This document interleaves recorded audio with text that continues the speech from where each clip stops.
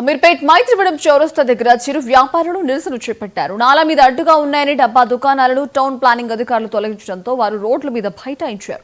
నాలాలపై శాశ్వత నిర్మాణాలు ఏర్పాటు చేసినా వారిని వదిలిపెట్టి తాత్కాలికంగా ఏర్పాటు చేసిన చిన్న డబ్బాలను తొలగించారని మండిపడ్డారు.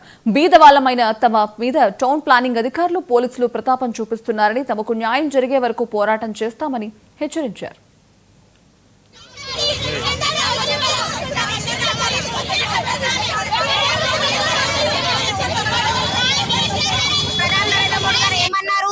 లోన్లు తీసుకోండి, స్ట్రీట్ వెండర్లు పెట్టుకోండి, లోన్లు మీకు ఎట్లయితే ఇస్తున్నామో బినా రుణం లేని వడ్డీ అంటే ఏంటండి, స్ట్రీట్ వెండర్స్ కి మాకు లోన్లు ఇస్తున్నారు.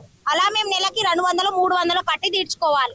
అట్లాంటప్పుడు మేము ఏం పెట్టుకున్నాం, ఇక్కడ ఎవరికి అబ్జెక్షన్ ఏం లేదు, రోడ్ అబ్జెక్షన్ లేదు, ట్రాఫిక్ ఏం లేదు. అట్లా మేము లోపల పెట్టుకున్నప్పుడు మీకెందుకు అయ్యా అంత ఇబ్బంది? మా ఓట్లతో గెలిచిన మీరు మమ్మల్ని న్యాయస్థానంలో చెప్తారా? మీరు అసలు ఇక్కడ కొంచెమైనా బుద్ధి ఉందా మీకు? మా ఆడోళ్ళ కడుపు మా ఉసూర్లు తీసుకుంటుండ్రు మీరు. మీ ఆడోళ్ళు వచ్చి ఇక్కడ కూర్చుంటే తెలుస్తుంటే మీకు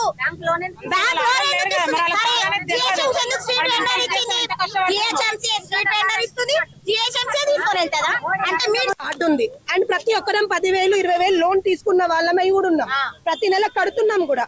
అండ్ ఇంకొకటి, అమీర్పేట్ మొత్తంలో రోడ్డు మీద ఎక్కడ లేవా బండ్లు? ఎక్కడ లేవని చెప్పండి, మేము కూడా తీస్తాం. మేము కూడా రెడీ దానికి. ఎందుకంటే 100% ప్రతి ఎక్కడ ఎన్ని జాగాలలో రోడ్డు ట్రాఫిక్ అవుతుంది రోడ్డు మీద బండ్ల వల్ల. ఈ గల్లీలో ఏమి ఇబ్బంది అయింది? శశికుమారి వచ్చి ఆమె ఎందుకు దమ్కి ఇవ్వాలి మాకు? అసలు ఆమె ఎవరు ఇప్పుడు ప్రజెంట్? ఏమైనా ఉందా ఆమె? మెయిన్ కార్పొరేటర్ కి లేని ప్రాబ్లం, తల్సన్ యాదవ్ గారికి లేని ప్రాబ్లం ఆమెకి ఎందుకు? గోడ కడతారంట, రోడ్డు మీద అట్టం గోడ కడతారంట ఆమె. వాళ్ళకి 5-6 మందికి జాగా ఇస్తే మంచిది. లేదు, వాళ్ళకి ఒక 5-6 మందికి మేము స్పేస్ ఇస్తే మేము లోపలికి వెళ్ళిపోతే నో ప్రాబ్లం అంట ఆమెకి. లేదు, మా వాళ్ళకి ఇవ్వకపోతే మీరు తీసేస్తాము, మీ బండ్లు వేసుకెళ్ళిపోతారు, ఇక్కడ నుంచి గోడ లేపేస్తామని అన్నారంట. ఇది ఎంతవరకు కరెక్ట్? లేదంటే రేపు పొద్దున్న నుంచి బల్కంపేట మొత్తంలో కానీ అమీర్పేటలో కానీ ఏ రోడ్డు మీద బండి తీయొద్దు. అట్లయితే మేము కూడా ఓకే. లేదంటే మాత్రం మేము ఊరుకోం. రాత్రి ఇక్కడే కూర్చుంటాం మేము. ఎంత రాత్రి ఏ ఆఫీసర్ అయితే మా బండ్లు చేయబెట్టాడో అదే ఆఫీసర్